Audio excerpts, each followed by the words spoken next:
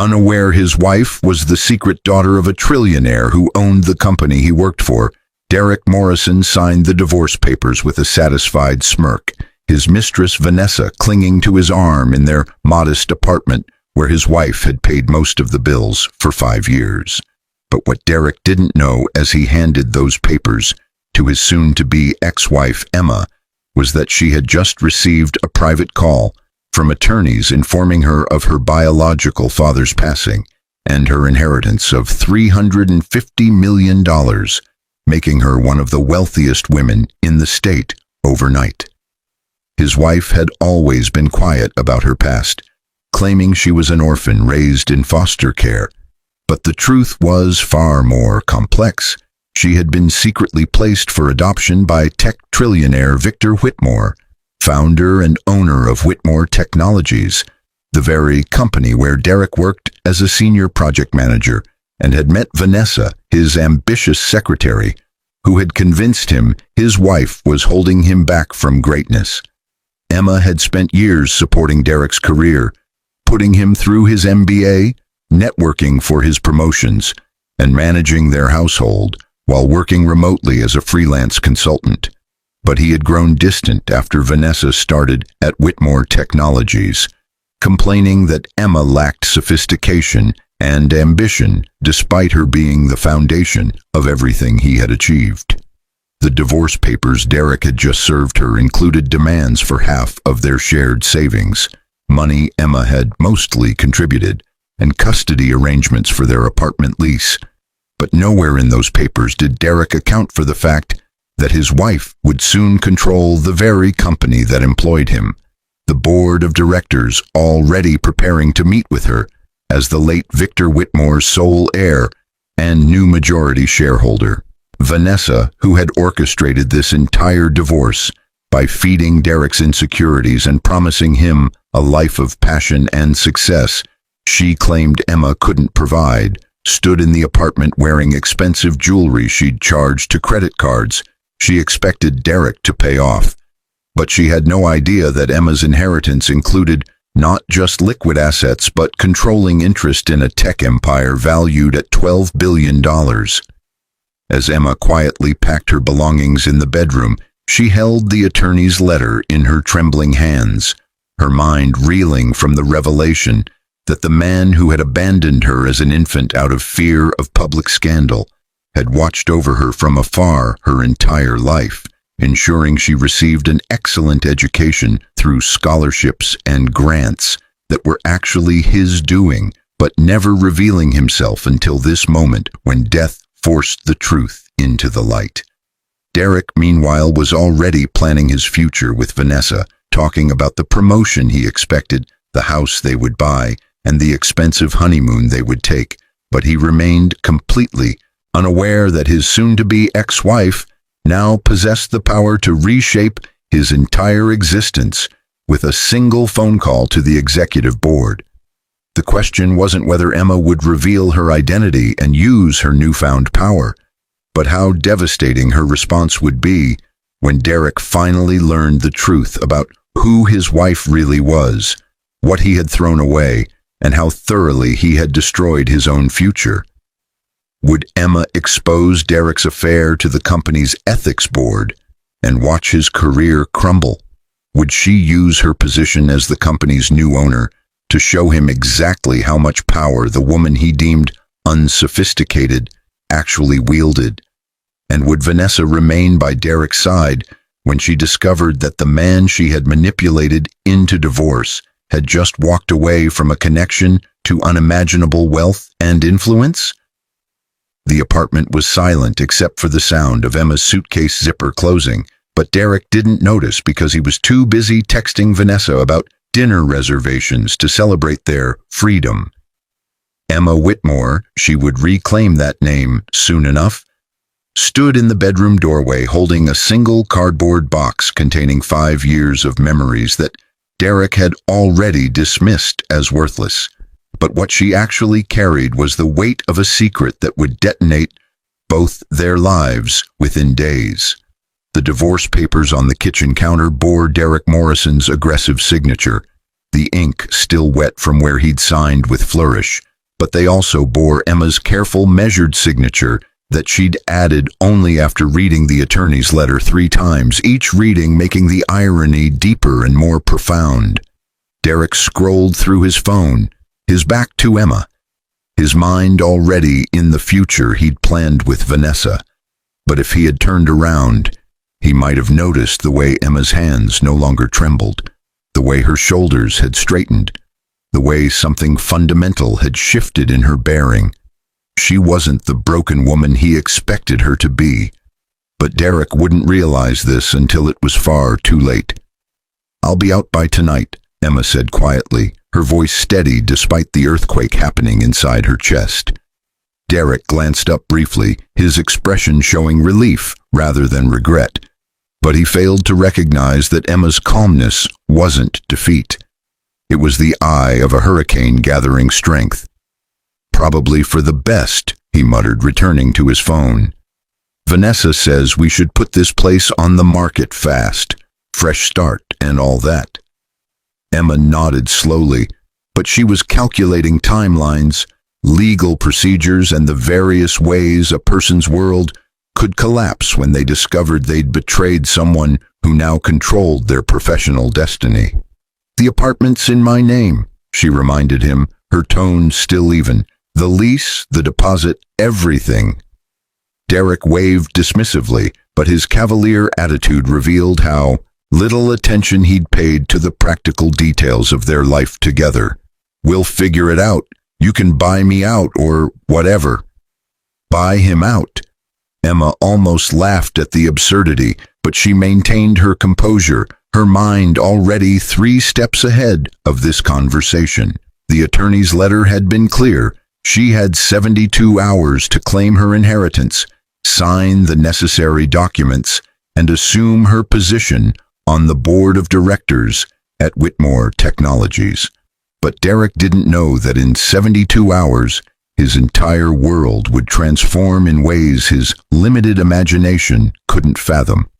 The backstory Emma had maintained for years, orphan, foster care, community college on grants, had been carefully constructed to protect her from exactly the kind of opportunistic attention that wealth attracted.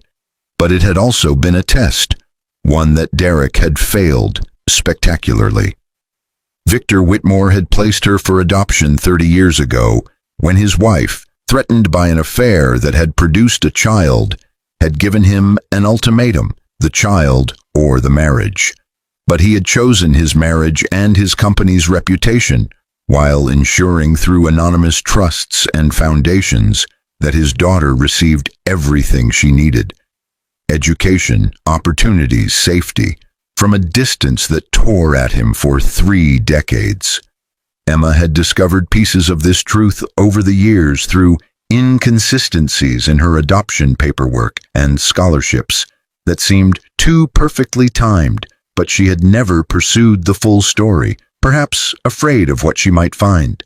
But Victor Whitmore's death had forced the revelation, his final act of courage or cowardice being to give her everything he'd built, while explaining through a letter why he'd never had the strength to claim her publicly as his daughter.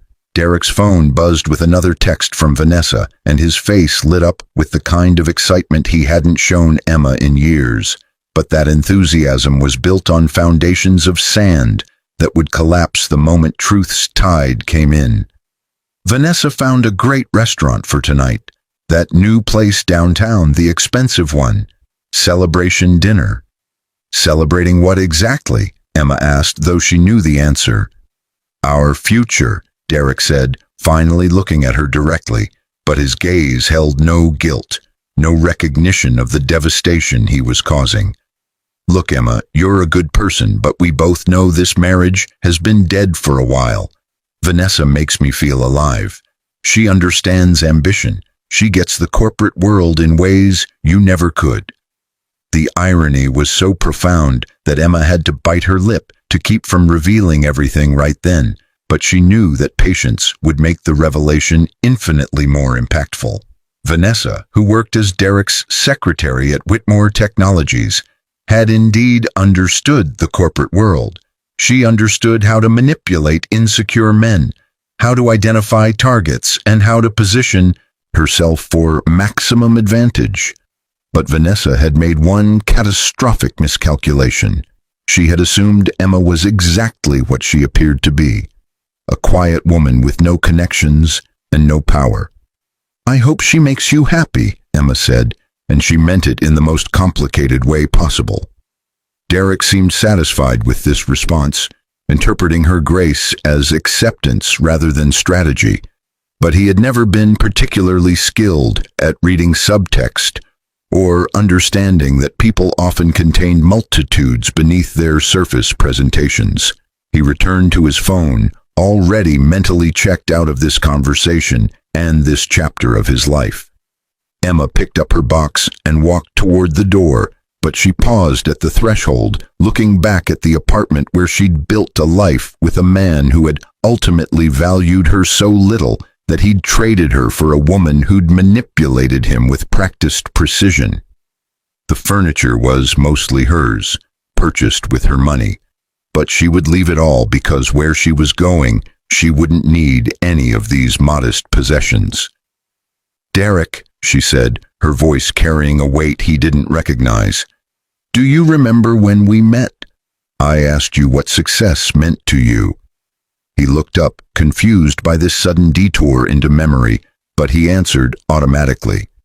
"Building something meaningful, making a difference, being recognized for my work." "And you feel like you're achieving that at Whitmore Technologies?" "I'm getting there," Derek said, his chest puffing slightly with pride. "The promotion I'm expecting will put me on the executive track. Regional Vice President, corner office, the works. Vanessa's been incredible at helping me position myself for it." Emma nodded slowly, committing this moment to memory, but she was also noting every detail for the conversation she would have with the board of directors in exactly 68 hours. "I hope you get everything you deserve," she said, and the double meaning sailed completely over Derek's head. She walked out, closing the door with a soft click that Derek barely registered, but that sound marked the end of one existence and the violent beginning of another. Emma descended the stairs of the apartment building, emerged onto the street, and stood for a moment in the afternoon sunlight, feeling the warmth on her face while holding a letter from a dead father she'd never known and divorce papers from a husband who'd never truly seen her. Her phone rang. The attorney, Robert Carmichael, his voice professionally sympathetic but also urgent with legal timelines and procedural necessities. "Ms. Whitmore," he said, using her birth name for the first time in her life. "I know this is overwhelming, but we need to begin the process. The board is expecting you Monday morning. The announcement will go public Tuesday. The media will be intense." "I understand," Emma said, her voice clearer than it had been in years. "There are also some complications you should be aware of regarding Whitmore Technologies' current employees. As the new majority shareholder, you'll have access to all personnel files, performance reviews, and active HR investigations. Some situations may require your immediate attention." Emma's mind flashed to Derek, to Vanessa, to the small empires people built within larger empires, but she pushed those thoughts aside for the moment. "Mr. Carmichael, I need you to do something for me. I need complete confidentiality maintained until Tuesday's public announcement. No leaks, no rumors. No one at Whitmore Technologies can know about my identity or my relationship to Victor Whitmore until the official reveal."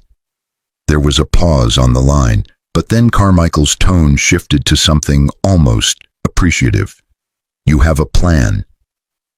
"I have questions that need honest answers," Emma corrected, but she was also forming a plan, one that would reveal exactly who Derek and Vanessa truly were when they thought no one of consequence was watching. "And I need to see how certain people behave when they believe there are no consequences." "Understood. The board meeting is scheduled for Monday at 9 a.m. I'll have a car pick you up at 8. We have much to discuss before then. your father's estate, the company's current projects, strategic priorities, and your vision for leadership. Emma ended the call and looked up at the apartment building where Derek was undoubtedly still texting Vanessa about celebrations and futures built on the rubble of broken promises, but neither of them understood yet that they had demolished their own foundations, not hers. She walked to her car, a 10-year-old sedan she'd maintained meticulously, and drove toward a future that neither she nor Derek could have imagined when they'd met at a coffee shop 7 years ago, back when she'd been enchanted by his ambition and he'd been drawn to her stability. The backstory of their relationship played through Emma's mind as she drove. They'd met when she was 23, working as a freelance business consultant while finishing her degree in organizational management, a degree paid for by one of Victor Whitmore's anonymous foundations, though she hadn't known it then. Derek had been 25, newly hired at Whitmore Technologies as a junior analyst, full of dreams and hunger that Emma had found attractive because it suggested someone who wanted to build something meaningful. Their courtship had been sweet but unremarkable, filled with cheap dinners and long walks and conversations about futures they would build together, but Emma now recognized that Derek had always been more in love with the idea of success than with her, specifically. She had supported his MBA, both financially and emotionally, while he studied nights and weekends. She had networked at company events, making connections that benefited his career. She had managed their household so completely that Derek could focus entirely on climbing the corporate ladder. But somewhere around year 3, Derek had started viewing her contributions as obligations rather than gifts, her support as expectations rather than choices. By year 4, he'd begun making comments about her lack of corporate ambition, her preference for remote work, her contentment with their modest lifestyle. By year 5, Vanessa had started at Whitmore Technologies, and Derek had found someone who reflected back to him a more exciting version of himself. Emma pulled into the parking lot of a hotel. She would need somewhere to stay while she figured out her next steps, and sat in her car for a long moment, processing the seismic shifts of the past 6 hours. This morning she'd been Emma Morrison, quiet wife of an ambitious corporate climber, contemplating a divorce that would leave her with half of very little. But tonight she was Emma Whitmore, daughter of a trillionaire, heir to a tech empire, an unknowing puppet master of the man who'd just discarded her. The letter from Victor Whitmore lay on the passenger seat, and Emma picked it up again, reading her father's words for the 4th time. His handwriting was precise but shaky. Illness had taken him quickly, and his words carried the weight of 3 decades of regret. Emma, I have failed you in every way a father can fail a daughter, except one. I ensured you would never want for opportunity, even if you could never know where that opportunity came from. I was a coward. I chose reputation over relationship, image over integrity, comfort over courage. I told myself I was protecting you from the burden of my public life, but the truth is I was protecting myself from the inconvenience of public scandal. Your mother, your birth mother, was a brilliant engineer who worked for my company. What we shared was real, but I was married, and when you were conceived, I was given a choice by my wife. Abandon you or lose everything I'd built. I chose my company, I chose my marriage, I chose everything except you, and I have lived with that shame every day since. But I watched you, Emma, from a distance, always from a distance. I saw you excel in school on scholarships I quietly funded. I saw you graduate with honors from a university whose endowment I significantly increased the year you applied. I saw you build a career and a life with grace and integrity that I never possessed. I saw you marry a man who works for my company, and I have watched with growing concern as that man has taken you for granted in ways that mirror my own moral failures. Now I am dying, and cowardice no longer serves any purpose. This letter accompanies legal documents that make you the sole heir to my estate and the majority shareholder of Whitmore Technologies. You will own controlling interest in a company valued at $12 billion. You will inherit liquid assets exceeding $350 million. You will have power, influence, and resources beyond anything you could have imagined. I do not deserve your forgiveness. I do not deserve to be called your father, but I hope that what I leave you can somehow compensate for what I took from you. The right to know where you came from, who you belonged to, and that you were wanted, even if I lacked the courage to show it. Be stronger than I was, Emma. Be braver, and build something better with what I'm giving you than I ever managed to build alone. Victor Whitmore. Emma folded the letter carefully, her eyes dry, but her heart a complicated knot of emotions she would need time to untangle. Victor Whitmore had given her everything except himself, a gift so enormous and so hollow that she didn't know whether to feel grateful or furious. But one thing was certain: she would not waste this opportunity to discover what Derek and Vanessa were truly made of when they thought no one powerful was watching. Monday morning arrived with the crisp professionalism of a new season, but Derek Morrison moved through his routine with unusual energy, his mind already at the celebration dinner from Friday night, where Vanessa had been particularly attentive and enthusiastic about their future together. He'd spent the weekend moving his belongings from the apartment Emma had vacated. She'd left everything, which he'd found odd but convenient, into Vanessa's place, a trendy loft she claimed she could barely afford on her secretary's salary, but somehow maintained with designer furniture and expensive art. The morning commute to Whitmore Technologies took Derek through the city's corporate corridor, tall glass buildings reflecting morning sun and ambition in equal measure. But he didn't notice the unusual number of luxury vehicles in the executive parking garage or the clusters of senior management arriving earlier than usual. Something was happening at the highest levels of the company, but Derek's focus remained on his expected promotion. The one Vanessa had assured him was definitely coming, based on her access to executive communications. Derek's office was modest but respectable, the space of a senior project manager who'd steadily climbed without quite breaking through to executive status, and he settled into his chair with the satisfaction of someone who believed they were about to leap to the next level. His computer hummed to life, and he began reviewing the project status reports that would be part of this week's executive briefing, the briefing where he believed his promotion would be announced.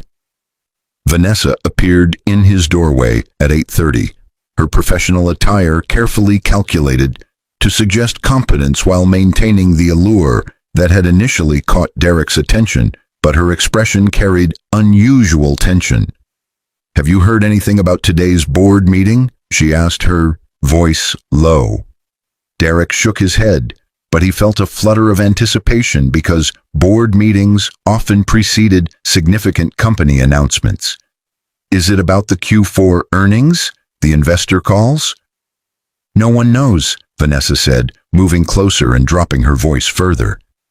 "But every C-suite executive is here, and I saw Robert Carmichael from legal arriving with someone in a private car, young woman, 30s maybe. They went straight to the executive floor." "New hire," Derek suggested, though his mind was already spinning through possibilities. "Maybe," Vanessa said, but her eyes held calculation that Derek had learned to recognize as her strategic mind processing information. "Or maybe it's about the ownership transition. Victor Whitmore's death was 2 months ago, and there have been rumors about his estate, about who inherits what." Derek's interest sharpened, but not with concern.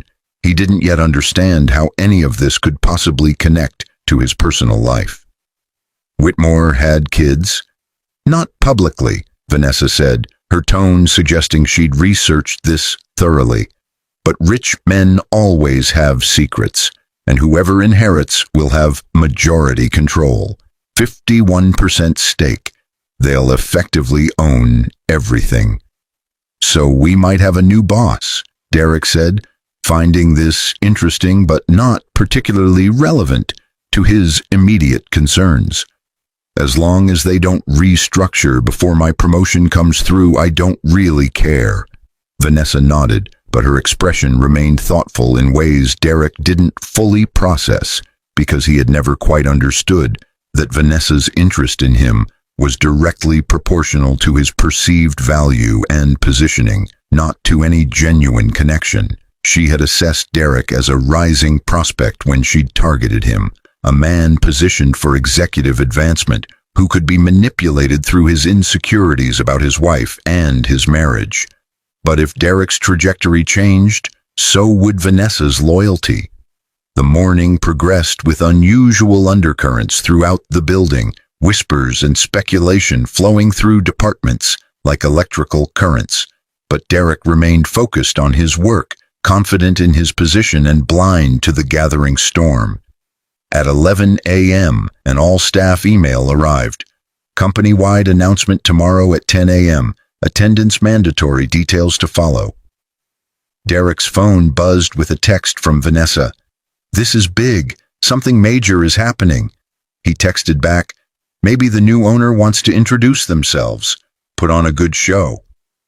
But Derek's casual confidence would prove catastrophically misplaced, because while he prepared for a promotion he believed was inevitable, Emma Whitmore sat in the executive boardroom listening to Robert Carmichael present the legal framework of her inheritance, while 8 senior directors absorbed the shock that their late founder's secret daughter was now their majority shareholder and, effectively, their boss.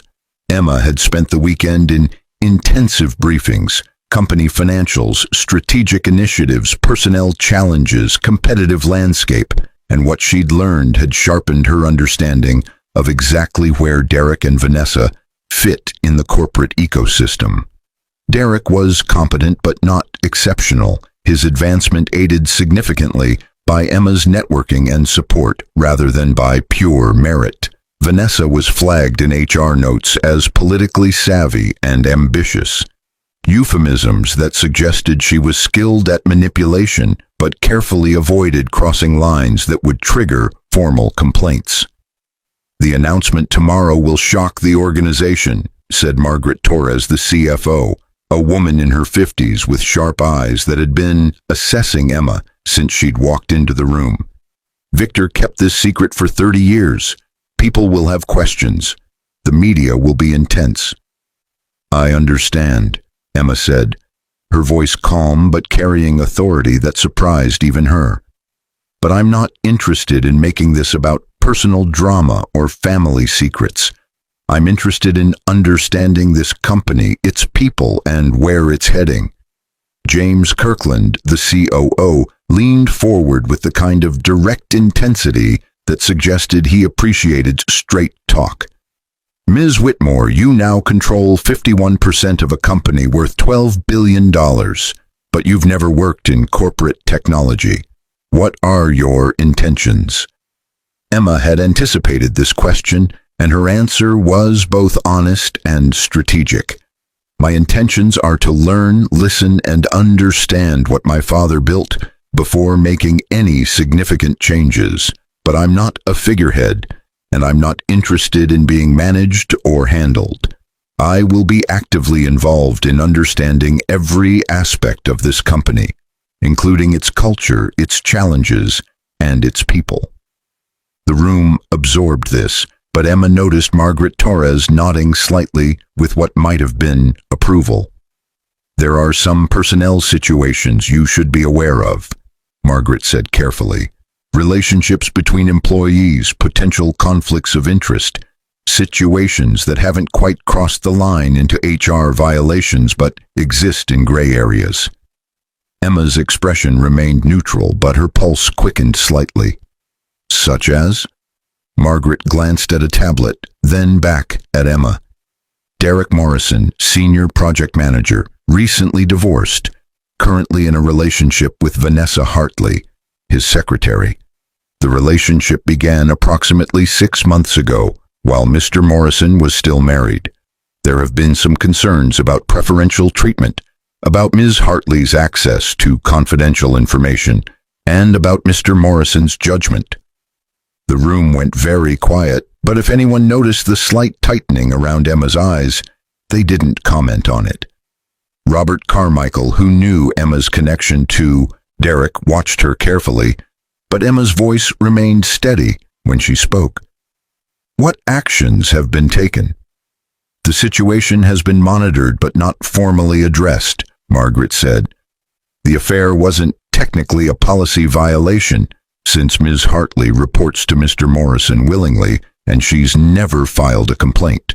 But there have been questions about Mr. Morrison's promotion recommendations for Ms. Hartley, about his access to executive communications through her, and about his recent divorce timing." "I see," Emma said, and she did see. She saw everything with a clarity that 3 days of revelation had provided. "Are there other situations like this?" "A few," James Kirkland admitted. "We're a large company. These things happen. The question is how the new leadership wants to handle them." Emma considered this carefully, weighing vengeance against integrity, personal hurt against professional responsibility, but her answer came from a place of principle that Derek had never properly recognized in her. "I want a full review of all personnel situations that exist in gray areas, not witch hunts, not purges, but honest assessments of whether people are being advanced on merit or manipulation, whether relationships are genuine or strategic, and whether our culture supports integrity or just cleverness." The executives exchanged glances that suggested Emma had just passed some kind of test, but she wasn't finished. "I also want to understand our performance review processes. How do we evaluate people? What metrics matter? And how do we ensure that advancement is based on actual contribution rather than proximity to power?" "That's a comprehensive review," Margaret said, but her tone suggested respect rather than resistance. "It will take time." "We have time," Emma said, "but I want to start with transparency. Tomorrow's announcement needs to be honest about who I am, where I came from, and what my presence means for this company's future. And then I want to spend the next several weeks understanding this organization from the ground up." The meeting continued for another 2 hours, covering financial details, strategic priorities, and the practical realities of Emma's new position. But when it finally concluded, Emma remained in the boardroom with Robert Carmichael while the executives filed out. "You handled that well," Carmichael said once they were alone. "I told the truth," Emma replied. "That's not handling, that's just honesty." "Honesty can be radical in corporate environments," Carmichael observed. "But regarding Derek Morrison and Vanessa Hartley, what do you want to do?" Emma walked to the floor-to-ceiling windows overlooking the city, the view from the executive floor revealing the scope of what she now controlled. But her mind was on the man who divorced her days ago, without knowing any of this existed. "I want to do nothing," she said finally. "I want to watch what they do when tomorrow's announcement happens. I want to see how they react, what choices they make, and who they really are when they think no one who matters is watching." "That's a test," Carmichael said. "It's an observation," Emma corrected. "Derek and Vanessa made choices based on what they thought I was worth, what they thought I could offer, and what they thought they deserved. Tomorrow they'll learn information that would have changed those calculations, but by then, the choices will already be made, and we'll all know exactly what kind of people they are." Carmichael nodded slowly, but his expression held concern. "And if what you observe confirms your worst suspicions about their characters, then I'll make decisions about this company's culture and standards based on principle, not revenge," Emma said firmly. "But I won't protect people who built their advancement on manipulation and betrayal." That's not revenge. That's accountability. Emma left Whitmore Technologies that afternoon through a private exit, her identity still protected for one more day. But as she drove back to the hotel where she'd been staying, her mind played through scenarios of tomorrow's revelation. Derek would be in that room. Vanessa would be in that room. They would hear Emma's name, see her face, and in a single moment understand the magnitude of their miscalculation. But Emma's plans extended beyond that moment of shock, because what she wanted wasn't Derek's humiliation. It was his confrontation with the reality of who he'd become, what he'd valued and what he'd destroyed in pursuit of ambitions built on sand rather than substance. Tuesday morning began with unusual electricity throughout Whitmore Technologies, the mandatory all-staff meeting creating speculation that ranged from merger rumors to restructuring fears. But Derek Morrison dressed with particular care because he still believed this might be when his promotion was announced. Vanessa had spent the previous evening at her apartment, their apartment now, analyzing possibilities and angles with the kind of strategic intensity that Derek found attractive but never quite recognized as concerning. The main auditorium filled with employees from every department, the space designed to hold over 500 people, but feeling crowded with anticipation and anxiety, and Derek found a seat in the middle section where senior managers typically congregated, his positioning strategic even in room selection. Vanessa sat several rows back with other administrative staff, but Derek could feel her attention on him, her mind always calculating, always positioning. At 10 a.m. sharp, the lights dimmed, and Robert Carmichael stepped to the podium with the grave authority of a man about to deliver news that would reshape everyone's understanding of their professional reality. "Thank you all for coming," he began, his voice carrying through the excellent acoustics. "Today's announcement concerns the future of Whitmore Technologies and the resolution of Victor Whitmore's estate." The room held its collective breath, but Derek felt only mild interest because estate matters didn't immediately affect his daily reality or his anticipated promotion. That indifference was about to be shattered. "Victor Whitmore founded this company 40 years ago," Carmichael continued, "and built it into one of the most successful technology firms in the nation. But Victor held secrets that many of you never knew, secrets that he maintained to protect someone he loved, but lacked the courage to publicly acknowledge." The room's attention sharpened, confusion mixing with curiosity, but Derek's expression remained neutral because this still seemed like historical preamble rather than immediate relevance. That would change in approximately 30 seconds. "Victor Whitmore had a daughter," Carmichael announced, and the room erupted in surprised murmurs. 30 years ago, he made the difficult decision to place this daughter for adoption, maintaining her safety and supporting her education through anonymous means while never revealing their relationship publicly.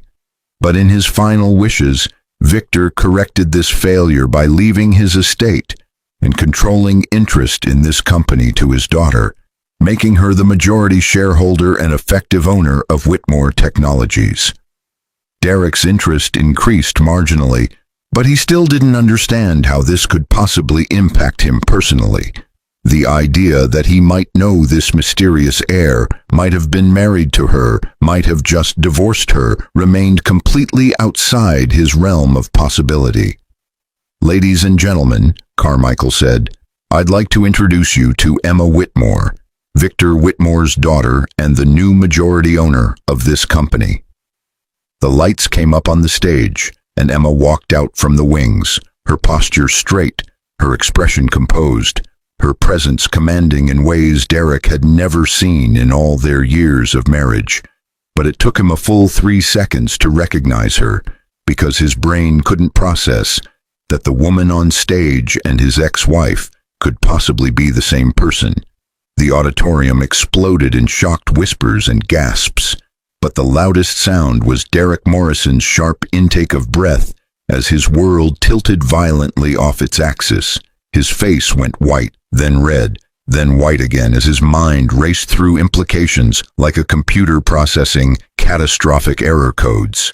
Emma, his Emma, the woman he'd divorced 5 days ago, the woman he'd dismissed as unsophisticated and unambitious, the woman who'd supported him through everything. She was the heir. She was the owner. She was his boss's boss's boss. Vanessa's reaction was equally visceral, but more immediately calculated. Derek heard her sharp gasp from several rows back, and when he instinctively turned to look at her, he saw her face cycling through shock, horror, and rapid strategic recalculation as she understood that she had orchestrated Derek's divorce from literally the most powerful person in the building. Emma's voice filled the auditorium, calm and clear and carrying authority that seemed to come from some deep place Derek had never accessed in all their years together. "I know this is shocking," she began, and her eyes swept the room, but didn't linger on Derek, a strategic choice that somehow hurt more than direct confrontation would have. "I've spent the past 30 years not knowing where I came from, not understanding why certain opportunities appeared in my life, and not recognizing that I was being watched over from a distance by someone who cared but lacked courage." The room was silent now, every person hanging on her words, but Derek couldn't hear anything past the rushing in his ears as his entire understanding of his life collapsed and reformed into something unrecognizable. "Victor Whitmore was a complicated man," Emma continued, "and I'm still processing what his choices meant and what his legacy represents. But I'm here today to commit to you that I will learn this business, understand this culture, and work to build something worthy of the trust you've placed in this company." She spoke for another 10 minutes about transition plans, about maintaining stability, about respecting the expertise of the people who'd built Whitmore Technologies into what it was. But Derek didn't process any of it because his mind was stuck in an endless loop of realization. He had divorced the owner of the company. He had left the woman who now controlled his professional destiny. He had thrown away a marriage to someone who could give him everything he'd ever wanted. And he had done it all because Vanessa had convinced him Emma was holding him back. When Emma finished speaking and opened the floor for questions, Derek couldn't move, couldn't speak, couldn't do anything but sit frozen in his seat. While around him, people asked about strategic vision and organizational structure, and all the professional questions that competent employees would ask. But all Derek could think about was that conversation in their apartment 5 days ago, about how he'd told Emma that Vanessa understood ambition in ways she never could, about how he'd celebrated his freedom at an expensive restaurant while Emma had quietly packed her belongings and walked away from a marriage to become the most powerful person in his entire professional world. The meeting concluded with polite applause that Derek mechanically joined, his hands moving of their own accord while his brain remained locked in catastrophic processing mode. People began filing out, conversations bubbling up about the shocking revelation, but Derek sat, paralyzed until someone jostled his shoulder. "Derek, you okay?" It was Paul Chen, a colleague from another department, his expression concerned. "You look like you've seen a ghost." Derek's voice came out strangled. "I need to. I have to." But what did he have to do? Apologize, beg, explain. Every option seemed simultaneously essential and utterly pointless, because no words could possibly bridge the canyon between what he'd done and what he'd only now discovered he'd destroyed. Vanessa appeared at his elbow, her face carefully composed, but her eyes showing calculations that Derek was only now learning to recognize as panic beneath strategic presentation. "We need to talk," she hissed, her hand gripping his arm with intensity that suggested she understood exactly how thoroughly they had both miscalculated. "Now."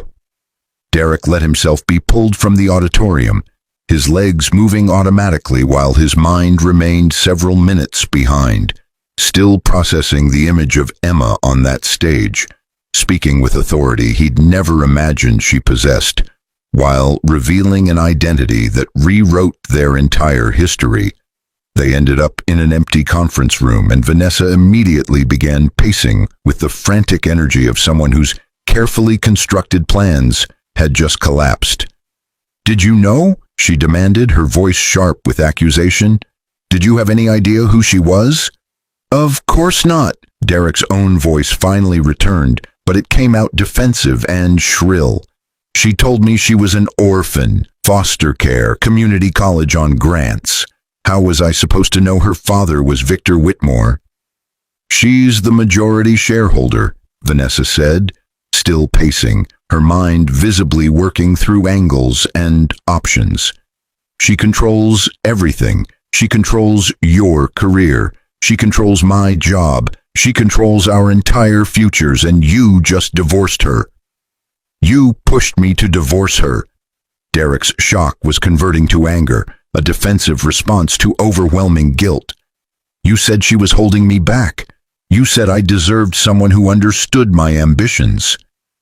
"I didn't know she was secretly a billionaire heiress," Vanessa snapped back, but then she caught herself, her expression smoothing as she deployed the manipulative calm that had worked so effectively on Derek for months. Okay, let's think about this strategically. She announced herself publicly. She's committed to the company. She's going to be focused on big picture issues, not personal grievances. We just need to keep our heads down, do excellent work, and let this blow over.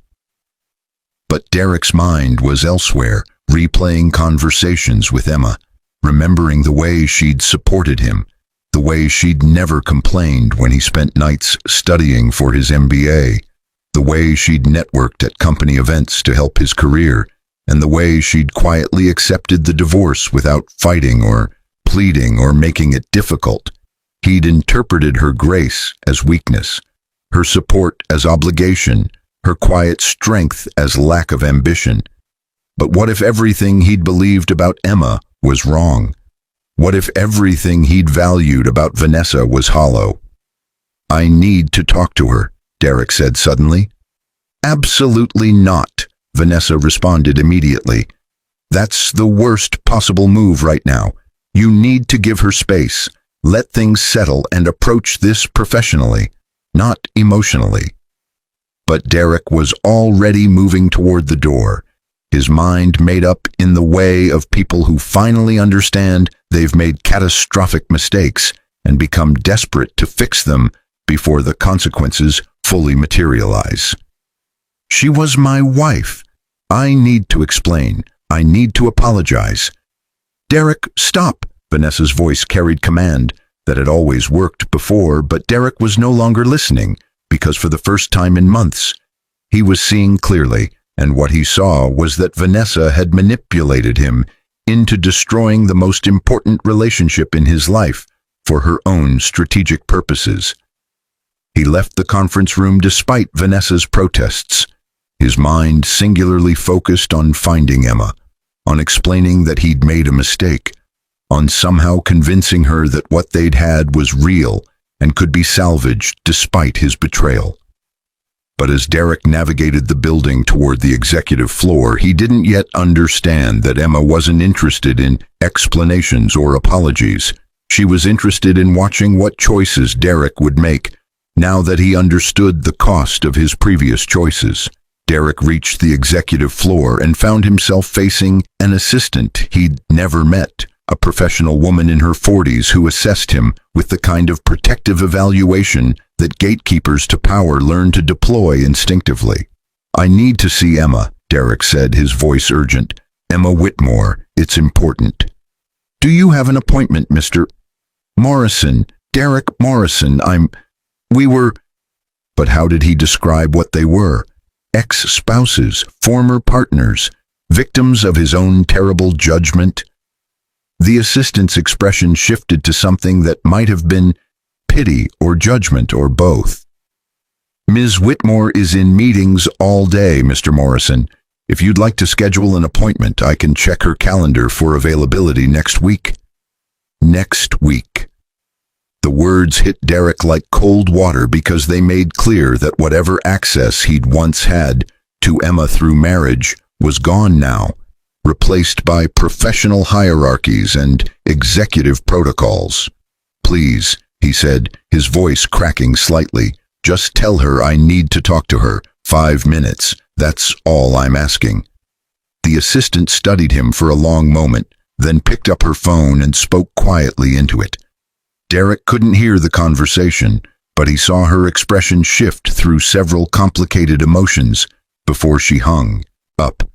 "Ms. Whitmore says she'll give you 10 minutes at 6 p.m. today in conference room A. Don't be late." 6 p.m.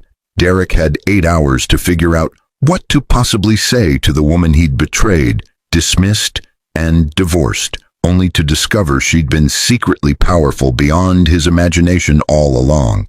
He nodded mechanically and walked back toward his office, but the building felt different now, the familiar corridors and departments transformed by his new understanding that Emma wasn't just somewhere in this ecosystem. She was at the top of it, looking down at everything, including him. The 8 hours between Derek's scheduling of the meeting and 6 p.m. passed with glacial slowness, each minute feeling like an hour as he sat in his office trying to work, but mostly replaying every conversation with Emma, every dismissive comment he'd made, every time he'd compared her unfavorably to Vanessa. His colleagues had heard about the announcement, and several stopped by to express surprise that he'd never mentioned being married to Victor Whitmore's daughter, not understanding that Derek himself had only learned this information hours ago. Vanessa had texted him 17 times, her messages escalating from strategic advice to demands to meet, to accusations that he was about to make things worse, but Derek had silenced his phone because he couldn't deal with her manipulation while trying to process his own catastrophic misjudgment. Around 3 p.m. he'd walked past Vanessa's desk and seen her on the phone, her voice low and urgent as she spoke to someone about opportunities elsewhere and better situations. And Derek had understood with sinking certainty that Vanessa was already planning her exit strategy, calculating her next target, demonstrating exactly the kind of opportunistic character that Emma had possessed the opposite of. At 5:45 p.m., Derek left his office and walked to conference room A with the slow deliberation of someone approaching their own execution. The room was one of the mid-level executive spaces, not ostentatious but professional, with a large table, comfortable chairs, and floor-to-ceiling windows showing the city lights beginning to emerge in the early evening. Emma was already there, sitting at the head of the table in a tailored suit that Derek had never seen before, her posture straight, her expression neutral, her entire presence radiating a quiet power that Derek now realized had always been there, but he'd been too blind to recognize. "Thank you for seeing me," Derek began, his voice uncertain as he took a seat 3 chairs away, the distance between them suddenly symbolic of everything he'd destroyed. "You asked for 10 minutes, Emma said, her voice professional and cool. "I'm curious what you think you need to say." The directness was jarring, so different from the Emma who'd gently supported him for years, but Derek pushed forward because he'd spent 8 hours convincing himself that he could fix this if he could just explain. "Emma, I had no idea about your father, about who you really were. If you'd known what?" Emma interrupted, her eyes finally meeting his directly. "That I was worth staying married to? That I was worth respecting? That I was worth treating with basic decency instead of abandoning for your secretary?" The words hit like physical blows, each one accurate and devastating, but Derek fumbled forward. "That's not fair. You never told me about your background. You let me believe you were just what, Derek?" Emma's voice remained calm, but underneath Derek could hear something sharp and dangerous. "Just an orphan, just a quiet woman with no connections, just someone who wasn't sophisticated enough for your ambitions. I didn't lie to you. I told you exactly what I believed about my own history. But you took that information and decided I was worth less than someone who could help your career. Vanessa manipulated me, Derek tried, but even as he said it, he knew how hollow it sounded. Vanessa did what Vanessa does, Emma responded. She identified someone she thought she could use and deployed strategies to get what she wanted. But you made every single choice, Derek. You chose to have an affair. You chose to prioritize what Vanessa offered over what we'd built. You chose to file for divorce. And you made all those choices believing I had nothing to offer you except love, support, and partnership. And you decided those things weren't valuable enough. Derek felt tears pricking his eyes, but they were tears of self-pity and shame rather than genuine remorse. And some part of him recognized that even now he was more upset about what he'd lost than about how he'd hurt Emma. I was wrong, he said. I made a terrible mistake. But we had something real once. We loved each other. That has to count for something. It counted for 5 years of my life, Emma said quietly. 5 years of supporting your dreams, while you slowly decided I wasn't good enough for the future you wanted. It counted for me putting you through your MBA, networking for your promotions, managing our household so you could focus on your career. It counted for me believing we were partners, but then you decided it didn't count for enough, and you threw it away. Not because I betrayed you, not because I failed you, but because Vanessa made you feel more important than I did, and you valued that feeling more than you valued our marriage. I can change, Derek said desperately. I can be better. We can start over. You know me, Emma. You know I'm not a bad person. I just got lost. Emma was silent for a long moment, studying Derek with an expression he couldn't quite read. But when she finally spoke, her words carried a finality that Derek had been dreading. You're not a bad person, Derek. You're a weak one. You're someone who values image over substance, feeling over commitment, and convenience over integrity. And you're right that I know you. I know you better than you've ever known yourself. That's why I know that what you're feeling right now isn't remorse about hurting me. It's panic about the consequences to yourself. That's not true, Derek protested, but his voice lacked conviction because Emma's assessment was accurate in ways he couldn't bring himself to fully acknowledge. You filed for divorce 5 days ago, Emma continued, her voice steady but carrying weight. 5 days, Derek. You celebrated at an expensive restaurant. You moved in with Vanessa. You texted her about your future together while I packed my belongings. And in all that time, you never once reached out to ask if I was okay, to acknowledge what you were destroying, or to show any concern for anything except your own happiness. But now, after you discover who I really am and what I'm worth, suddenly you want to reconcile. Suddenly our marriage was valuable. Suddenly you remember that you loved me. Derek opened his mouth to protest, but no words came because every defense he could offer would only prove Emma's point more thoroughly.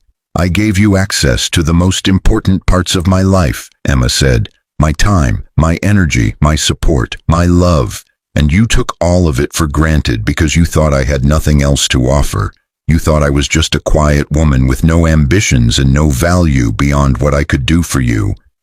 But the truth is, Derek, I always had more to offer. You just never bothered to see it because you were too busy measuring my worth by standards that had nothing to do with actual value. What do you want me to say? Derek's desperation was transforming into defensive anger, a last refuge for people confronting their own moral failures. That I'm sorry that I was wrong. I was wrong. What else is there? There's the truth, Emma said simply. The truth is that if I had announced my identity before you filed for divorce, you never would have left me. You would have stayed because I was suddenly valuable by your standards. But that wouldn't have been love, Derek. That would have been opportunism. And that's exactly what Vanessa offered you. She saw your value as a rising corporate prospect and positioned herself accordingly. You two are actually perfectly matched. The observation was clinical and devastating, and Derek felt something breaking inside him that he suspected was his last defense against understanding the full scope of his moral failure. "So that's it," he said, his voice barely above a whisper. "Our marriage, our history, everything we had, none of it matters." "It mattered," Emma corrected gently. "It mattered very much. But you're the one who decided it didn't matter enough." "You made that choice, Derek, not me, not Vanessa. You, and now you have to live with the consequences of that choice." "What consequences?" Derek asked, and immediately regretted the question, because it revealed that even now he was still focused on what this meant for him, rather than what he'd done to Emma. Emma stood, signaling that their conversation was ending, but her expression carried something that looked almost like sympathy. "The consequence isn't revenge, Derek. It's reality. You're a competent project manager. You do good work. You'll continue to have a job here as long as you perform well and behave ethically. But your promotion isn't happening. Not because I'm punishing you, but because the people who promoted you into positions you weren't quite ready for did so partly because I advocated for you, networked for you, and created opportunities for you. Without that support, you're going to advance based on your actual merit, rather than on the connections and advocacy I provided." Derek felt the ground dropping out beneath him as he understood that his entire career trajectory had been shaped by Emma's quiet support he'd taken for granted while attributing his success to his own capabilities. "You're sabotaging my career," he said, but it came out weak because he knew that wasn't what Emma was doing. "I'm withdrawing my advocacy," Emma corrected. "There's a difference. You'll succeed or fail based on what you actually bring to this company, not on what your wife brings on your behalf. That's not sabotage. That's just the natural consequence of divorce." She moved toward the door, but Derek wasn't quite ready to let this end. "What about Vanessa?" he asked. "What are you going to do about her?" Emma paused at the door, her back to Derek, and when she spoke, her voice carried a complexity that Derek was only beginning to understand. "Vanessa is remarkably good at her job when she's not busy manipulating people. She'll have the opportunity to prove whether she wants to be known for her competence or her strategic relationships. That's her choice, not mine." "You're giving her a chance?" Derek couldn't hide his surprise. "I'm giving everyone a chance to show who they really are," Emma said, finally turning back to face him.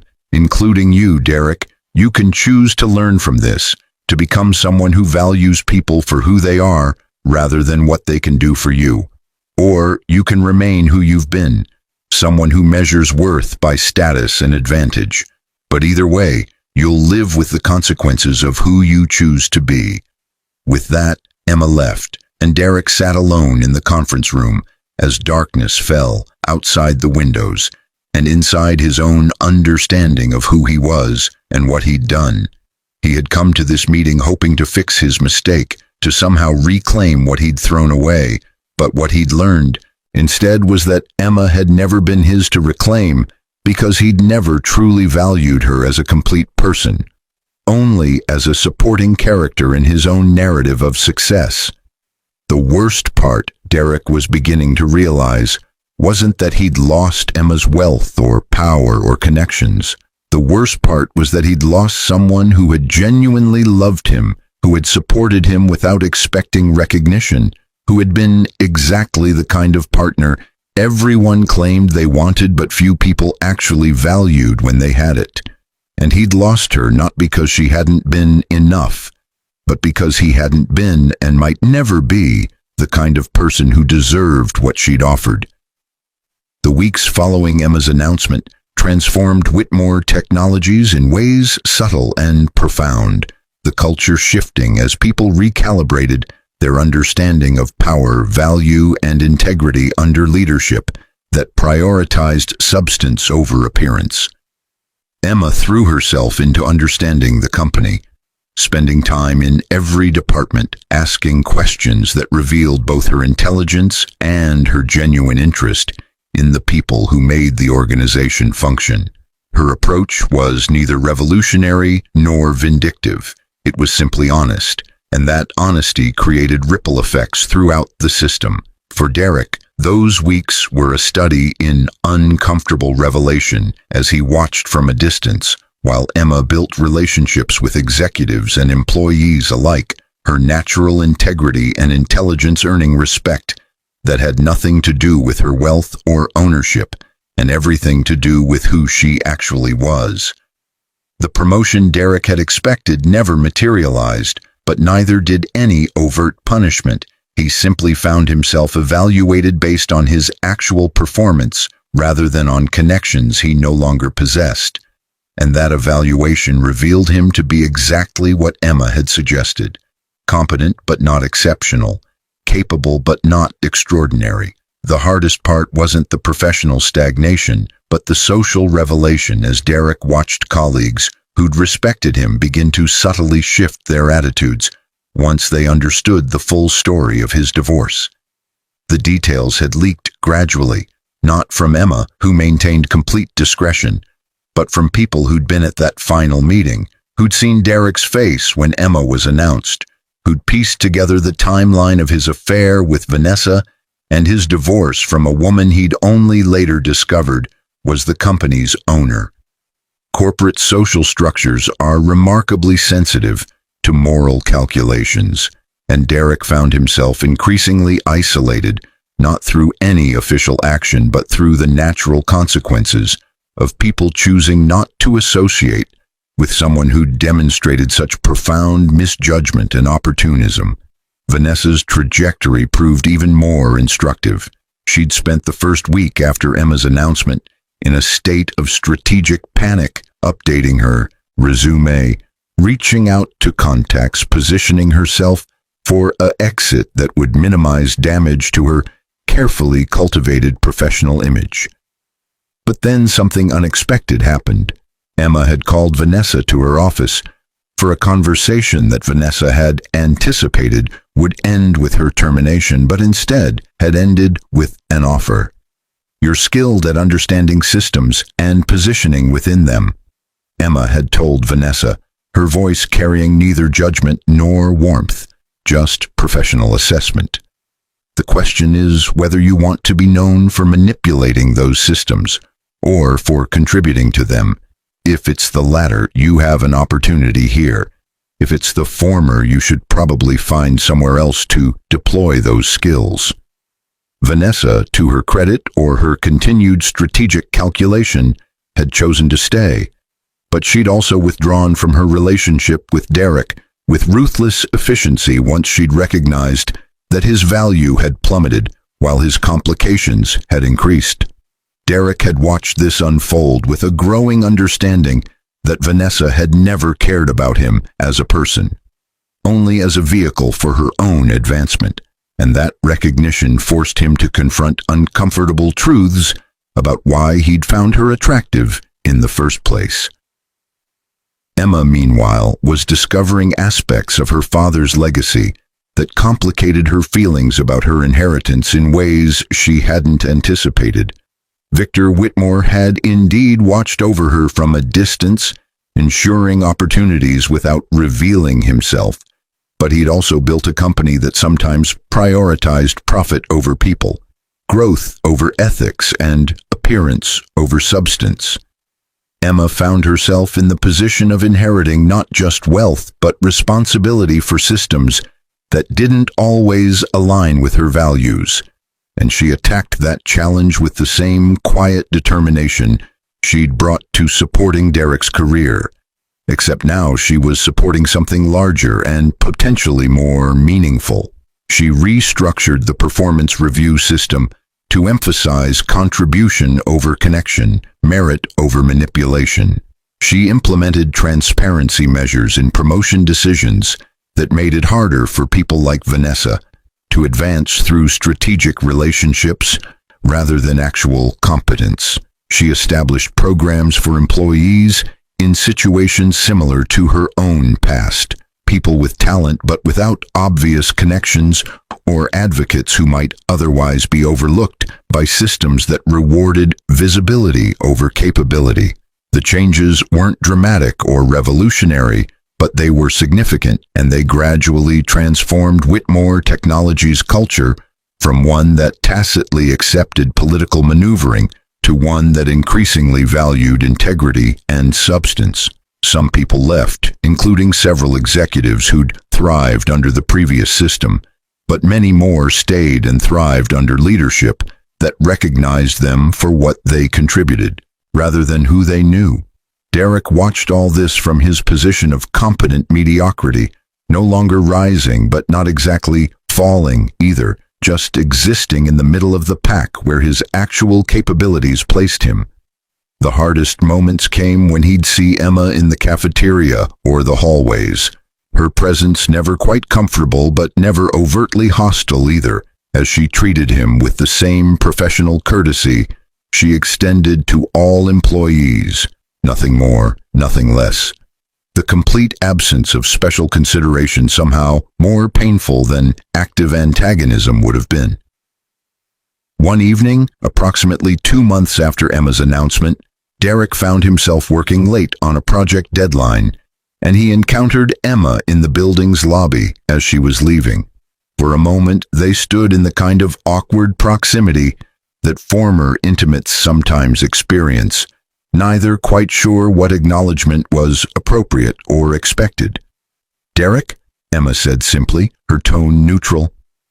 "Emma," Derek replied, then found himself speaking before he could stop himself. "I've been watching what you're doing here. The changes you're implementing. They're good. They're right." Emma studied him for a moment, her expression unreadable. "Thank you," she said, but didn't elaborate or invite further conversation. Derek knew he should let this go, should accept the professional boundaries Emma had established, but something pushed him to continue. "I understand now," he said quietly, "what you were trying to tell me in that conference room about value and worth and measuring people by the wrong standards. I understand it now." "Do you?" Emma's question wasn't mocking, just genuinely curious. "I think so," Derek said, though his voice carried uncertainty. "I spent our entire marriage focused on becoming someone important by standards that didn't actually matter. Position, status, perception. And I failed to recognize that you were already someone important, not because of who your father was, but because of who you were, your integrity, your support, your actual character. I measured you by categories that had nothing to do with your real value, and I lost something irreplaceable because I was too blind to see what actually mattered." Emma was quiet for a long moment, and when she spoke, her voice carried something softer than the professional distance she'd maintained. "That's closer to understanding than you've gotten before," she said. "But Derek, the real question isn't whether you understand what you lost with me. It's whether you understand what you lost in yourself, the person you could have been if you'd valued the right things, if you'd built your life on substance instead of appearance, if you'd been someone who measured worth by actual character, rather than by what people could do for you." The observation hit Derek with the force of revelation because Emma was right. His regret had been primarily about losing her, about what he'd sacrificed, about what he no longer had access to, but he hadn't spent nearly enough time considering the person he'd become in making those choices, the moral compromises he'd accepted, the character he'd failed to build while chasing external validation and status. "I don't know if I can become that person now," Derek admitted, his voice barely above a whisper. "The person I should have been. I don't know if I have that kind of strength or integrity." "That's the most honest thing you've said to me since the divorce," Emma responded. "And that honesty is actually a foundation you could build on, if you choose to. But Derek, you have to understand that becoming better isn't about winning me back or fixing what we had. That's over. It's about deciding what kind of person you want to be for the rest of your life, regardless of external consequences or rewards. With that, Emma walked toward the exit, pausing only once to look back. "I hope you figure it out," she said. "Not for my sake, I've moved on, but for yours, because everyone deserves the chance to become someone they can actually respect when they look in the mirror." Then she was gone, and Derek stood in the empty lobby processing the gift Emma had just given him. Not forgiveness, which he didn't deserve, and not reconciliation, which wasn't possible, but something potentially more valuable, the honest reflection of who he'd become and the possibility, however difficult, of choosing differently going forward. The conference room overlooked the city from Whitmore Technologies' executive floor, sunlight streaming through windows that offered a view of transformation both literal and metaphorical. Emma Whitmore sat at the head of the table, now 32 years old, and fully settled into leadership of a company that had grown under her guidance from $12 billion to $16 billion in valuation, not through aggressive acquisition or questionable practices, but through steady innovation and a culture shift that had attracted top talent who wanted to work somewhere that valued integrity alongside ambition. She was reviewing the annual performance evaluations when Margaret Torres, now Emma's CFO and closest professional confidant, knocked and entered with a tablet. "The promotion recommendations are ready for your final approval," Margaret said, settling into a chair. "Some interesting names this year." Emma scanned the list, her practiced eye noting patterns and trajectories, and she paused at one name in particular. "Derek Morrison," she read aloud, "recommended for promotion to Director of Project Integration by James Kirkland, no less." Margaret nodded, her expression carefully neutral. Morrison's work the past 18 months has been exceptional. He completed the Midwest restructuring project ahead of schedule and under budget. He's mentored 3 junior managers who've all advanced. He's been transparent about mistakes, generous with credit, and has actually turned down 2 opportunities that would have advanced him faster because he said he wanted to be certain he was ready before taking on more responsibility. Emma studied the detailed performance notes, and they told a story of someone who'd done something remarkable. He'd chosen to change, not dramatically or all at once, but gradually and genuinely, building a reputation based on actual contribution rather than on perception or positioning. "What's your recommendation?" Emma asked, though she'd already made her decision. "Approve it," Margaret said without hesitation. "He's earned it. And Emma, for what it's worth, he's never once tried to leverage your past relationship. He's never mentioned it in professional contexts. He's never sought special consideration. He's just done the work." Emma nodded slowly, recognizing the significance of Derek's choices, the discipline it must have taken to rebuild a reputation while working for a company owned by his ex-wife, the character required to advance based solely on merit, while knowing that any hint of leveraging personal history would destroy everything he'd built. "Approved," she said, signing off on Derek's promotion along with several others. "And Margaret, make sure his promotion announcement emphasizes his specific contributions.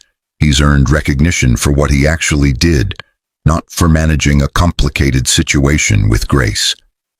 After Margaret left, Emma stood at the windows looking out at the city, her mind wandering to paths taken and not taken, to the woman she'd been 2 years ago, devastated by divorce but unknowingly on the threshold of transformation, and the woman she'd become. She'd dated occasionally, though nothing serious, her focus primarily on building something meaningful with her father's legacy, rather than on replacing what Derek had represented. The $350 million inheritance that had seemed so enormous initially had become a tool for change. Scholarship programs for students from foster care, funding for organizations supporting women in technology, investments in companies prioritizing ethics alongside profits. Her phone buzzed with a text from Vanessa Hartley, now working in a completely different department as a strategic operations analyst, a role that utilized her skills at understanding systems without requiring the interpersonal manipulation that had characterized her earlier career. Vanessa had indeed chosen competence over connection, and while she and Emma would never be friends, they'd developed a mutual professional respect built on honest assessment rather than on pretense or history. The text was simple. Saw Morrison's promotion announcement. Well deserved. Progress looks different for everyone, but it's real when it's earned. Emma smiled slightly at Vanessa's observation, recognizing that Vanessa too had chosen a different path, one that suggested people could indeed change when consequences forced honest self-assessment. She didn't respond to the text. Some communications required acknowledgement through action rather than words, but she appreciated the recognition of what Derek's journey represented.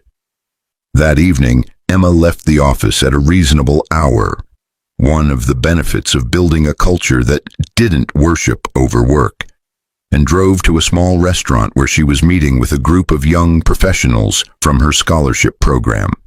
These gatherings had become monthly traditions, opportunities to mentor people facing challenges similar to those she'd once faced, chances to provide the kind of direct support that Victor Whitmore had never quite managed to offer her. As she listened to scholarship recipients discuss their goals, challenges, and aspirations, Emma found herself thinking about inheritance in its fullest sense, not just the money and company she'd received, but the responsibilities, complications, and opportunities that came with power and resources. She'd inherited her father's wealth, but she was choosing to build her own legacy, one that prioritized presence over distance, transparency over secrecy, and the kind of courage that Victor Whitmore had struggled to manifest. Later that night, in the comfortable townhouse she'd purchased in a quiet neighborhood, far from the luxury enclave where she could have easily afforded to live, Emma sat on her couch with a cup of tea and allowed herself to reflect on the past 2 years. She'd gained wealth and power beyond imagination, but she'd also gained something more valuable, the clarity to recognize that her worth had never been determined by external validation, that her value wasn't measured by Derek's recognition of it, and that the quiet strength she'd always possessed was exactly the foundation she'd needed to build something meaningful. She thought about Derek occasionally, with neither bitterness nor longing, but with a kind of philosophical curiosity about how people change or don't change when faced with the consequences of their choices. His promotion represented real growth, but it also represented the natural outcome of choosing differently, not because Emma had orchestrated some revenge or reward, but because systems built on merit ultimately reflected the actual character and capability people brought to them. Emma's phone buzzed again, this time with an email from Robert Carmichael, who'd remained her attorney and advisor through the transition. The message contained estate documents from another client, a reminder that Emma's story of hidden inheritance and revealed identity wasn't unique. Families held secrets, power, complicated relationships, and people often failed to see value until circumstances forced them to recognize it. But Emma's response to her circumstances had been uniquely hers. She'd chosen honesty over manipulation, integrity over revenge, and building something meaningful over destroying those who'd hurt her. That choice hadn't made her weak or foolish. It had made her powerful in ways that transcended wealth or corporate control. Powerful in the sense that she'd maintained her own character while refusing to let others' failures diminish her values. As she prepared for bed that night, Emma caught her reflection in the bathroom mirror and saw someone different from the woman Derek had dismissed 2 years ago.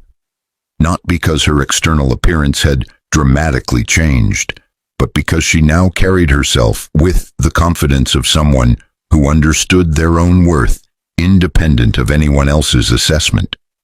She was Emma Whitmore, daughter of a trillionaire and inheritor of an empire, yes, but more importantly, she was someone who'd chosen to build something better than what she'd inherited, someone who'd transformed hurt into purpose and betrayal into clarity about what actually mattered.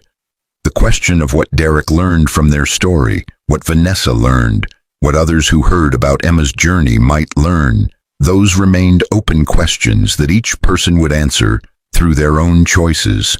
But Emma had learned what she needed to learn, that value isn't determined by others' ability to recognize it, that power is most meaningful when used to build rather than destroy, and that sometimes the greatest gift a person can give themselves is the clarity to see who they actually are rather than who others tried to convince them they should be.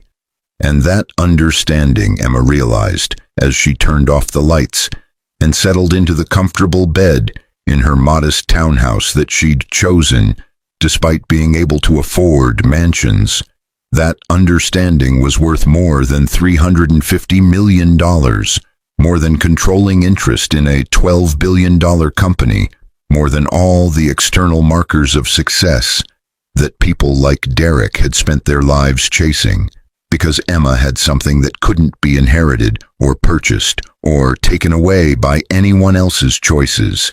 She had herself, completely and honestly, and that was ultimately the only inheritance that truly mattered. The story of Derek and Emma didn't end with reconciliation or revenge, but with something more realistic and perhaps more powerful. It ended with both of them continuing forward as different people than they'd been.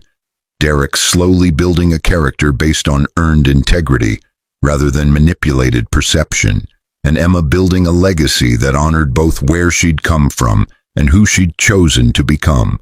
And in the end, that divergence, Derek finally learning what actual value meant while Emma demonstrated it, was exactly the ending their story needed, not for dramatic satisfaction but for honest resolution about how people change, grow, and ultimately determine through their own choices what their lives will mean and who they'll become. It's 3 a.m. Police lights are flashing across a quiet suburban street, cutting through the darkness like strobes of panic. A woman stands on her porch, her hand trembling as she holds her daughter close. The little girl, no more than 8 years old, clutches a stuffed doll against her chest. Her voice is small, almost a whisper, but every word cuts through the night air like a knife. "Ma, that's the man who followed me home, and he said he knows where Daddy is." Across the lawn, standing under the pale glow of a street lamp, a man raises his hands slowly. His face is shadowed, but his voice is steady, urgent. "I didn't mean to scare her, but if you want to see your husband alive, we need to talk." The mother's breath catches. Her world tilts, and in that moment, nothing will ever be the same again. What happened over the next 48 hours would expose secrets this family never knew existed, and unravel the truth behind a disappearance no one was prepared for. Before we dive deeper, let us know in the comments where you're watching from. We'd love to hear from you. And if you're new here, click on the subscribe button so you never miss any of our upcoming videos. Tease the questions. Why didn't the father come home that night? Why was a stranger following an 8-year-old girl through the streets? What does he know? Who is he really? And most importantly, what kind of danger has this family been living in without even knowing it? To understand what really happened, we need to go back 24 hours. Back to the moment everything began to fall apart. Back to a seemingly ordinary Tuesday morning, when a loving father kissed his daughter goodbye, told his wife he'd be home for dinner, and walked out the door for the last time. At least, that's what everyone thought. Her name is Amara Hill. She's 42 years old, works the night shift at a medical center downtown, and has been married to Daniel Hill for 12 years. They met at a community center where Daniel was volunteering to teach electrical work to at-risk youth. Amara was there coordinating a health fair. She remembers the first time she saw him, the way he patiently explained circuits to a teenager who couldn't sit still, The way he never raised his voice, never lost his patience. That's who Daniel was. Steady, reliable. The kind of man who showed up. Their daughter, Lonnie, is 8 years old. She has her father's eyes and her mother's sharp memory. She notices everything. The way her father checks the rearview mirror twice when he drives. The way he pauses before answering phone calls. The way he sometimes stares out the window like he's watching for something that hasn't arrived yet. But she's a child, so she doesn't ask. She just watches, and she remembers. Daniel Hill is 45. He's an electrician, respected in his field, known for showing up early and staying late. His co-workers describe him as quiet but dependable. He doesn't talk much about his personal life. He doesn't go out for drinks after work. He goes home. Always. That's why when he didn't come home on that Tuesday night, Amara knew something was wrong. Not maybe wrong. Not possibly wrong. Wrong. Because Daniel didn't break promises. Especially not to Lonnie. And he had promised her he'd help with her science project that night. The one about circuits. The one she'd been excited about all week. When Amara came home from her shift at 6 in the morning and found Lonnie asleep on the couch, the project materials still spread across the kitchen table untouched. Her stomach dropped. She checked his side of the bed. Not slept in. She called his phone. Straight to voicemail. She texted. Nothing. And that's when Lonnie woke up, rubbing her eyes, looking around the room with that confused, hopeful expression children get when they're trying to make sense of something that doesn't make sense. Ma. My daddy didn't come home last night. Those 8 words changed everything. Amara tried to keep her voice steady. He probably got called to an emergency job, baby. You know how that goes sometimes. But Lanny just stared at her.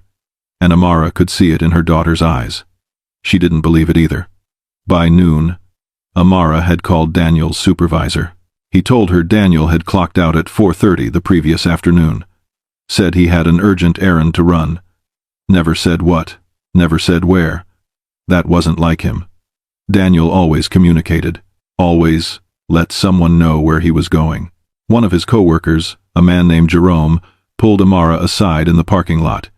He looked around like he was checking to see if anyone was listening. Then he leaned in close and said, "He looked scared yesterday.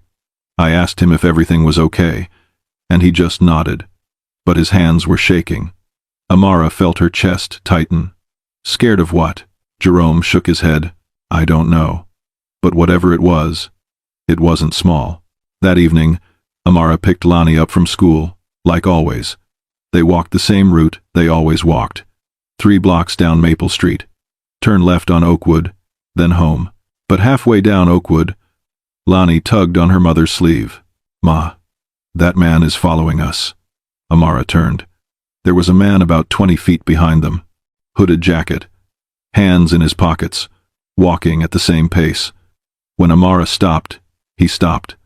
When she started walking again, so did he. She picked up Lonnie and walked faster. The man didn't run. He just kept pace.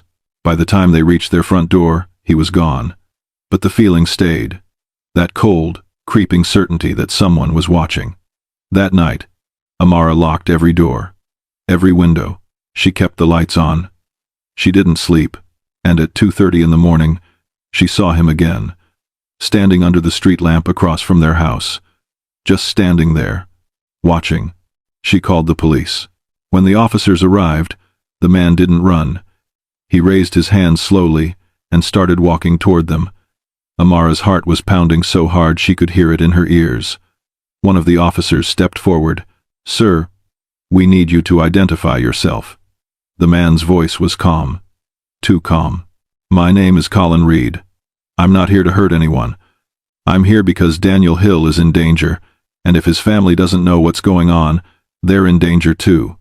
Amara felt the ground shift beneath her. "What are you talking about? Where is my husband?" Colin looked at her with something that might have been pity.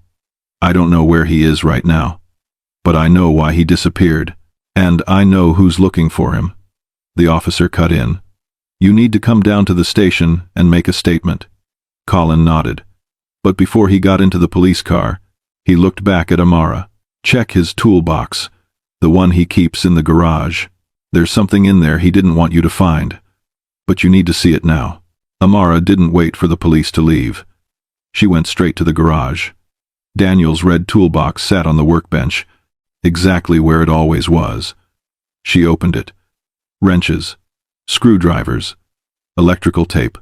Nothing unusual. But then she lifted the top tray. Underneath, tucked into the corner, was a torn photograph. It showed a woman's hand, fingers wrapped around a baby's tiny fist. The baby was wearing a hospital bracelet. The photo was old, creased, like it had been folded and unfolded many times. Amara didn't recognize the hand, didn't recognize the bracelet, and on the back, written in faded ink, were 3 words, "I'm so sorry." Her hands started shaking.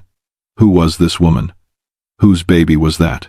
And why had Daniel been carrying this photo like a secret he couldn't let go of? The next morning, she went to see Daniel's best friend, a man named Terrence, who had known him since high school. Terrence lived in a small apartment across town. When he opened the door and saw Amara standing there, his face went pale. "Amara, I didn't think you'd come here." "Where is he, Terrence?" He hesitated. Then he stepped aside and let her in. They sat in his cramped living room, and for a long time, he didn't say anything. Finally, he spoke. Daniel was in trouble. Not the kind you can talk your way out of. Not the kind the police can help with. "What kind of trouble?" Terrence rubbed his face. "There are people, dangerous people, and Daniel got involved in something he thought was right. He was trying to help someone, but it went bad, real bad. And now, they're looking for him." Amara's voice cracked. Who's looking for him?" Terrence stood up, walked to the window, looked out like he expected someone to be there. "I can't tell you that, because if I do, they'll come after you next, and I can't have that on my conscience." Then he turned to her, and his eyes were filled with something Amara had never seen in him before. Fear. Real, bone-deep fear. If they find him, Amara, they're not going to just hurt him. They're going to make an example out of him, and anyone close to him. Amara went to the police, filed a missing persons report, showed them the photograph, told them about Colin Reed, told them about Terrence's warning. The officer behind the desk looked at her with tired eyes and said, "Ma'am, adults go missing all the time. Most of them come back. Give it a few more days." A few more days. Like Daniel was on vacation. Like he'd just decided to disappear and leave his family behind without a word. Amara wanted to scream, but she didn't. She thanked the officer, and she left, because she realized something in that moment. No one was going to help her. If she wanted to find Daniel, she was going to have to do it herself. She started with the photograph. She took it to a photo lab and asked them to enhance it, to see if there was any identifying information. The technician pointed out a small logo on the hospital bracelet. It was from Mercy General, a hospital on the east side of the city. Amara drove there that same afternoon. She asked to speak to someone in records. After an hour of waiting, a nurse finally agreed to help her. But when Amara showed her the photograph, the nurse's expression changed. "Where did you get this?" "It belonged to my husband. Please. I just need to know who this baby is." The nurse looked around. Then she leaned in close. "This bracelet is from 8 years ago. The baby's name was Joshua. His mother's name was Natalie Brooks. She died 3 months ago." Amara's breath caught. "How?" The nurse hesitated. "Overdose. At least that's what the report said. But there were people who didn't believe it. People who said she was trying to get out of a bad situation, and someone made sure she didn't." Amara felt like the room was spinning. 8 years ago. That was the same year Lonnie was born. The same year Daniel started working late. The same year he started looking over his shoulder. She drove to the address the nurse had given her. It was a run-down apartment building in a part of town Amara rarely visited. The paint was peeling. The hallways smelled like mildew and old cigarettes. She knocked on the door of apartment 212. A woman answered. She was young, maybe mid-20s, with tired eyes and a baby on her hip. "Can I help you?" Amara showed her the photograph. "Did you know Natalie Brooks?" The woman's face went pale. Who's asking? My husband knew her. His name is Daniel Hill. He's missing, and I'm trying to understand why. The woman looked down the hallway. Then, she stepped aside. You better come in. Inside, the apartment was small but clean. The woman introduced herself as Kiara. She sat down and bounced the baby on her knee. Natalie was my friend. She was trying to get away from some bad people. Really bad. And your husband. He helped her. He gave her money. Helped her find a safe place to stay. He didn't have to, but he did. Why? Kiara looked at Amara, like the answer should be obvious. Because he was a good man. Because he saw what was happening to her, and he couldn't just walk away. What happened to her? Kiara's voice dropped. They found her, and they made sure she couldn't talk. And now, if your husband was helping her, if he knew too much, they're going to do the same thing to him. That night, Amara couldn't sleep. She sat at the kitchen table, staring at the photograph, trying to piece together a life she didn't know her husband had been living, trying to understand how the man who kissed her every morning, who read bedtime stories to their daughter, who fixed broken things for neighbors without asking for payment, how that man had been hiding something this big. And then her phone rang. Unknown number. She almost didn't answer, but something made her pick up. Hello? The voice on the other end was cold, emotionless. You've been asking a lot of questions, Mrs. Hill. That's not smart. Her blood ran cold. Who is this? Someone who wants the same thing you do. I want to find your husband. But, unlike you, when I find him, I'm not bringing him home. I'm making sure he pays for what he took. I don't know what you're talking about. The voice laughed. It was a horrible sound. Your husband stole something from people who don't forgive. If he doesn't return it, you and your daughter are going to pay the price. You have 48 hours. The line went dead. Amara sat there, phone still pressed to her ear, hands shaking, heart racing. And for the first time since Daniel disappeared, she felt true, paralyzing fear. The next morning, Colin Reed showed up at her door. No police this time. Just him. Amara almost didn't let him in, but he looked desperate. Please, just give me 5 minutes. She let him in. They sat in the living room, and Lonnie watched from the hallway, half hidden behind the wall. Colin leaned forward, hands clasped. I know you don't trust me. I get it. But I need you to listen. Your husband was trying to do the right thing. He was trying to protect women who had no one else to protect them. Women who were being exploited, trafficked, hurt, and he got too close. He found evidence. Names, locations, money trails, and he took it. He was going to turn it over to the FBI. But before he could, they found out. Amara's voice was barely a whisper. Who are they? People with money. People with power. People who have been operating in this city for years without anyone touching them. And your husband was about to blow it all open. So where is he? Colin's jaw tightened. I don't know. But I think he's hiding. And I think he's trying to keep them away from you. That's why he left. That's why he didn't tell you. Because if they thought you knew something, they'd come after you to get to him. Amara felt tears burning behind her eyes. He should have trusted me. He was trying to protect you. By leaving us alone? By making us targets? Colin didn't have an answer for that. And that silence said everything. Later that day, Amara received a text from an unknown number. It was an address, nothing else. Just an address. She knew it was a trap. She knew it was dangerous. But she also knew she was out of options. She dropped Lonnie off at her mother's house and drove to the address. It was an abandoned warehouse on the outskirts of the city, the kind of place where bad things happen and no one hears you scream. She parked a block away and walked. The front door was unlocked. Inside, the air smelled like rust and decay. And in the center of the room, tied to a chair, was Daniel. He was bruised, bloodied, but alive. Daniel! She ran toward him. But before she reached him, someone stepped out of the shadows. A man, tall, calm, holding a gun. Mrs. Hill, I was hoping you'd come. Amara froze. Let him go. The man smiled. I will, as soon as he tells me where he hid what he stole.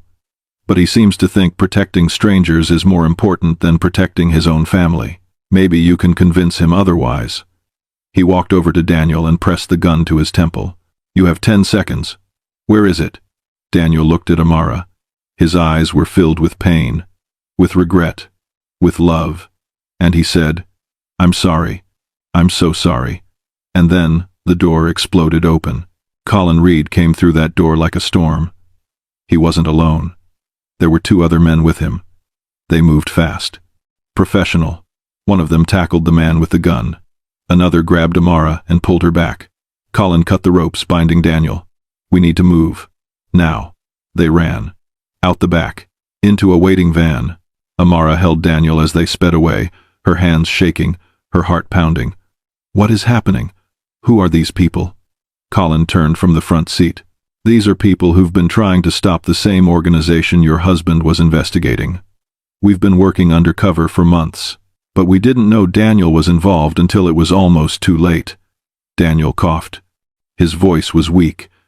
I couldn't just stand by. I saw what they were doing. I saw the women, the children. I had to do something. Amara looked at him, really looked at him, and she saw a man she didn't fully know. A man who had carried the weight of other people's suffering without telling her, without asking for help. You should have told me. I was trying to keep you safe. You left us vulnerable. You left us in the dark. That's not protecting us. That's abandoning us. The words hung in the air, and Daniel had no answer, because deep down, he knew she was right. They drove to a safe house on the other side of the city, a small apartment, clean, secure. Colin explained that they had been gathering evidence for months, that Daniel's information was the final piece they needed. But now, the organization knew they were close, and they were going to do whatever it took to stop the truth from coming out. We need Daniel to testify. We need him to hand over the evidence, and then we can protect you. All of you. Amara looked at Colin. And what happens if he doesn't? Colin didn't sugarcoat it. Then, they'll keep coming. And eventually, they'll win. That night, while Daniel slept, Amara sat by the window and watched the street below. She thought about the life they'd built, the quiet mornings, the family dinners, the bedtime stories, and she realized that all of it had been built on a foundation of secrets. She wasn't angry. Not anymore. She was heartbroken, because the man she loved had been fighting a war she didn't even know existed, and he'd been losing. The next morning, everything changed again. Amara got a call from her mother. Lonnie's gone. Amara's blood turned to ice. What do you mean she's gone? I put her down for a nap. When I checked on her, the window was open. She's gone, Amara. Someone took her. The phone slipped from Amara's hand. She couldn't breathe, couldn't think, couldn't do anything but scream. Daniel was on his feet instantly. What happened? They took her. They took Lonnie. And in that moment, everything else fell away. The evidence, the investigation, the danger, none of it mattered. The only thing that mattered was getting their daughter back.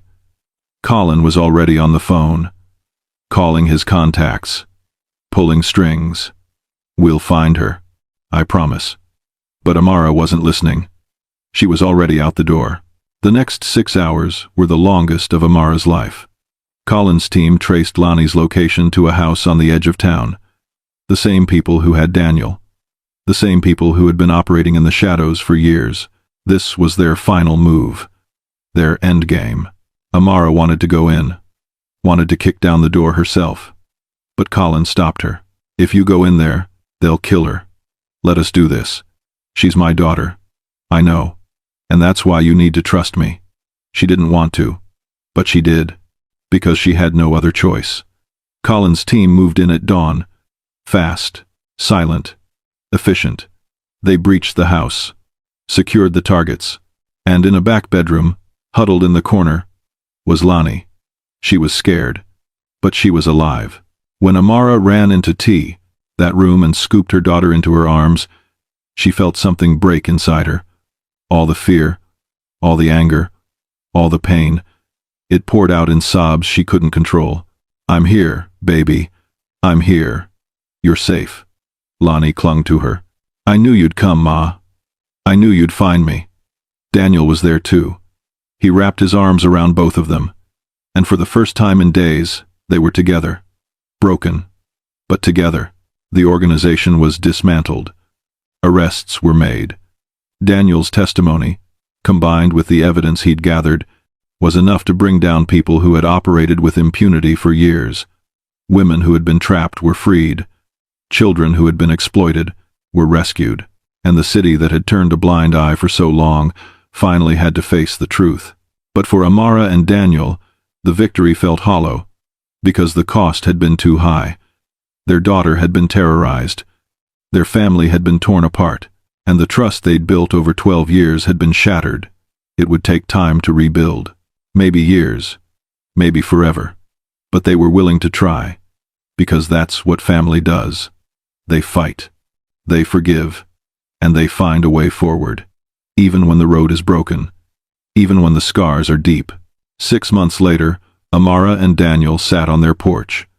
Lonnie was inside, working on a new science project. This time, Daniel was helping her. This time, he was present. Amara looked at him. "Do you regret it? Helping those women?" Daniel thought about it. "No. I regret how I did it. I regret not trusting you, not telling you the truth. But I don't regret trying to help." Amara nodded. "I understand why you did it. But I need you to understand something too. You weren't protecting me by keeping me in the dark. You were protecting yourself. From having to explain. From having to face the hard conversations. And that almost cost us everything." Daniel reached for her hand. "I know. And I'm sorry. I'm going to spend the rest of my life making sure you know that you can trust me. That we're in this together. No more secrets." Amara squeezed his hand. "No more secrets."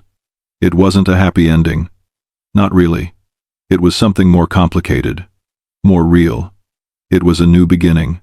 Built on honesty. On hard-won trust. On the understanding that love isn't just about the good times. It's about facing the darkness together. And choosing each other. Even when it's hard. Especially when it's hard. Stories about family aren't just about love. They're also about secrets, forgiveness, courage, and sacrifice. Sometimes the people we think we've lost were fighting to protect us all along.